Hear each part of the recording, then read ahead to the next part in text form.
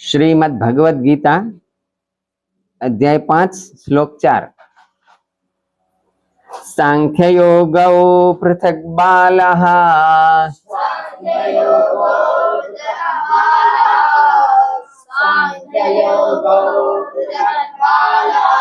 प्रवदन्ति न पंडिताः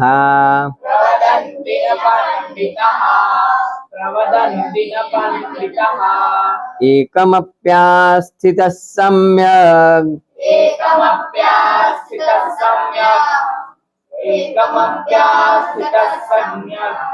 गुभयोर्विन्दते फलम्।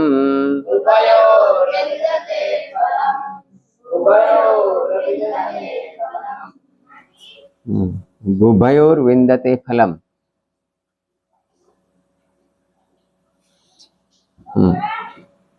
हाँ, सांख्य योगौ पृथक बालाः प्रवदन्ति न पंडिताः एकम अपि आस्थितः सम्यक् उभयोः विन्दते फलम्। ये आनो अन्वय छे। अन्वय अन्वय એટલે શું? अर्थ नहीं। हाँ, शब्दों छूटा पाड़े, संधि छूटी पाड़े ने अन्वय कहेवाय। અને अर्थ नीचे આવી રીતે લખ્યો છે। सांख्य योगौ पृथक सांख्य योगो बालाः पृथक प्रवदन्ति न पंडिताः एकम अपि सम्यक् आस्थितः उभयो फलं विन्दते। सांख्य योगो बालाः पृथक, सांख्य અને योग આ બે જુદા છે એવું બાળકો માને છે। ન પંડિતાः, પંડિતો એવું માનતા નથી। પંડિતો શું માને છે? એ બંને એક જ છે એવું માને છે। એકમ अपि सम्यक, એકમાં પણ सम्यक રીતે સ્થિત બેયના ફળને પામે છે। કાં તો તમે સાંખ્યના રસ્તે જાઓ, કાં તો યોગના રસ્તે જાઓ। ભગવાન તો મળે મળે ને મળે જ। છેલ્લે રસ્તો ક્યાં જાય છે? ભગવાન પાસે જ જાય છે। તમે સાંખ્યના રસ્તેથી ભગવાનને જાણવા ઈચ્છો કે યોગના રસ્તેથી? બંને એક જ રસ્તો છે। આમ એ જુદા ગણાય નહીં।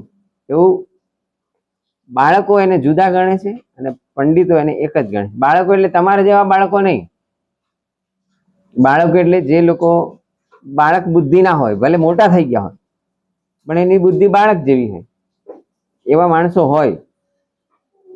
બાળક જેવી એટલે કેવી? એ કઈ આવું આખો દિવસ રમ્યા કરે એવું નહીં, પણ કોઈ પણ વાતને સાચી રીતે સમજી ના શકે, ઉપર ઉપરથી સમજે, એને બાળક બુદ્ધિ કહેવાય। બાળક પાસે બુદ્ધિ હોય ખરી, પણ કોઈ વસ્તુને ઊંડાણમાં જઈને સમજવાની બુદ્ધિ ના હોય, ઉપર ઉપરથી બધું સમજે। બાળકને તમે કોઈ વાત, કોઈ પ્રશ્ન પૂછે ને તમે સમજાવવા બેસો તો થોડીક જ વાર એ સમજે, પછી એનું મન ક્યાં જતું રહે?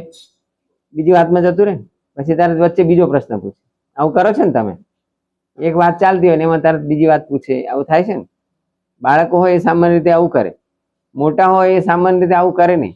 પણ મોટા થઈ ગયા હોય ને છતાં જો કોઈ આવું કરે તો એને શું કહેવાય? સમજણ પડી ગઈ?